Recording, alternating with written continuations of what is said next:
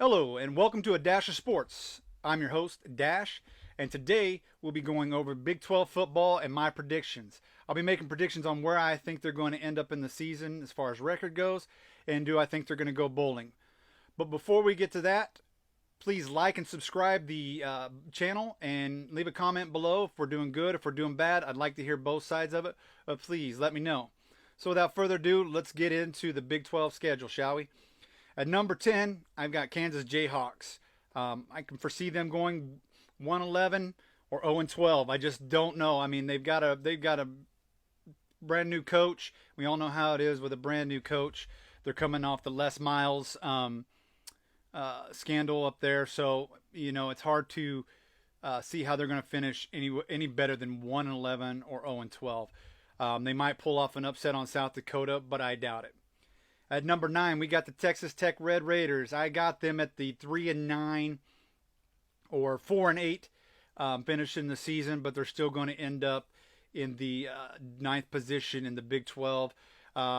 They got a couple of easy games at the beginning. They do take on Houston, but I foresee them losing that. But they have Stephen F. Austin, and they might be able to pull up a win off of Florida International. After that, it goes into Texas, West Virginia. Maybe they beat TCU, and then their next win will be at Kansas.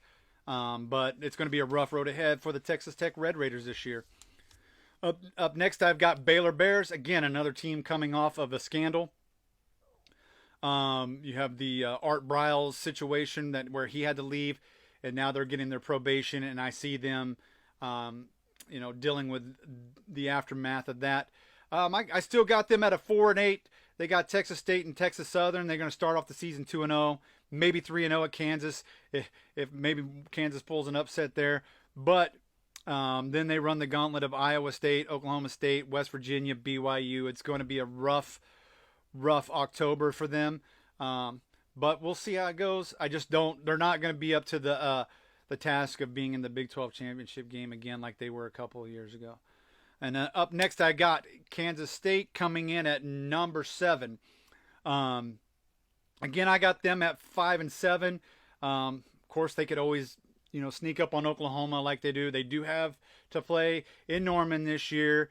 And with Oklahoma and Texas getting ready to leave for the SEC, I can see every team out there gunning for them. But like I said, they got to start off the season at Arlington, Texas with Stanford.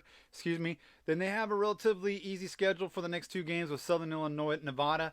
But I can foresee them at that 5-7. If they pull off that upset against Oklahoma, I see them going to a bowl game. But if they pull that upset, that's the only way they go this year. Then up next, at the number 6 spot, I have TCU. Gary Patterson's had a rough couple of years lately, so I still see them in that 5-7. They got Duquesne's up first, and then they go to California. They might be able to pull off a nice win against SMU, but I foresee SMU beating them this year, especially with after playing Cal. They're going to be beat up, I think. Then they got Texas and Texas Tech, followed by Oklahoma in their October schedule. So it's going to be a tough road for TCU. I just don't think Gary Patterson has that coaching ability anymore. But this is my opinion. If you disagree, please let me know down in the comments below. Coming in at number 5, I have West Virginia. Call me a homer on this one. All my relatives are from West Virginia. They got a fairly decent schedule at the beginning. They got Maryland and Virginia Tech. So I see them on that 6-6, looking at that outside in on the bowl games. But they play Maryland, Virginia Tech, then Oklahoma. So I see their first 5 games 3-2, losing to 2-3, losing to Maryland, Virginia Tech, and Oklahoma. Then pulling in a Long Island, and I think they can probably beat Texas Tech this year. Up next at number 4. We have Oklahoma State. I battled back and forth between Texas and Oklahoma State. My only reason for Oklahoma State being a little bit lower this year is Chuba Hubbard's gone. They don't have that running back that just does it for me. Yeah, you've got Jackson.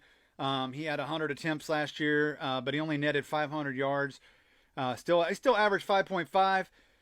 but that was in the second half of those games that they had big wins. So we'll see how it goes. But I still see them. They're going to be at that 7-5, 6-6 this year. Again, just the questions I have: can Spencer Sanders cut out the turnovers? Last year he was a turnover machine, and I just don't know if he's matured enough yet. But we'll see. So again, I still think they're going bowling. They're probably going to be sitting at that 6-6, maybe 7-5 if they can pull off a nice upset on Oklahoma this year. Like I said earlier, every team's going to be gunning for Oklahoma and gunning for Texas because they're leaving the Big 12 and heading to the SEC. So this might make Bedlam a really, really, really great game this year. So be looking for that. And then coming in at number 3, I got the Texas Longhorns. New coach, Steve Sarkisian. He's got some SEC background. Does that make him a good coach? We'll see. That's my biggest question about Texas this year is the coaching. We'll see how they do, but I still feel they end up third in the division, fighting Iowa State maybe for that second spot, but I doubt it. I see them at 8-4, at 9-3 at best, and that's they're definitely going bowling. I just don't, I'll get into bowl season later on in the year. At number 2, I have Iowa State. And Matt Campbell has got that team ready to play. They got Brock Purdy coming back. They've got Breece Hall coming back. Breece Hall is one of my picks for the Heisman this year. So it'll be interesting to see how well they put that team together. Again, they had an upset of Oklahoma last year. Can they do it again? If they beat Oklahoma at the end of the year, and turn around and face them again in the Big 12 championship, it's going to be tough to be undefeated. So I think Oklahoma beats them in that November 20th game. Maybe Iowa sneaks up, beats them this year. I doubt it. However, Iowa is my dark horse. If you watch one of my last shows on the top 10 college football, I did my prediction on my top 10, and I had Iowa as one of my dark horses this year. So be watching for that. But if Iowa State gets past Iowa this year, it's smooth sailing all the way up till November 20th where they take on Oklahoma and then turn around and play Oklahoma again in the Big 12 championship. But they're definitely going bowling. I see them in a Big 6 New Year's game. We'll see how they finish out the season, though.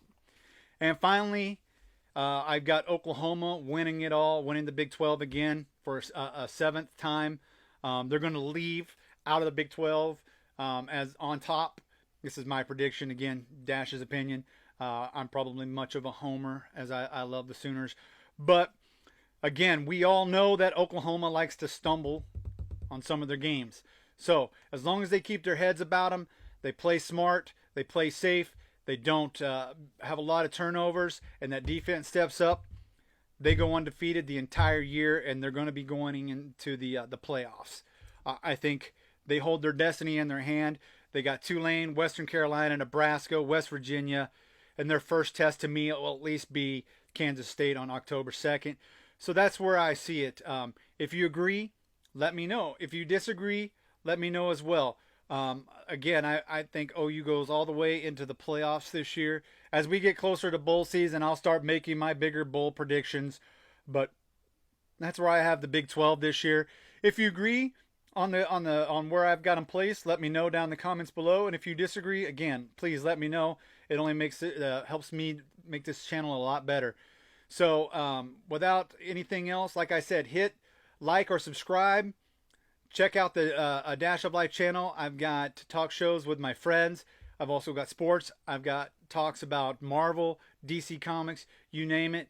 So check out the channel. Hit like, subscribe, and hit that notification, and you'll know I usually post about anywhere from 2 to 4 videos a week. But please, again, have a wonderful day and enjoy football season as it gets ready to come up. I know I will be, and Boomer Sooner.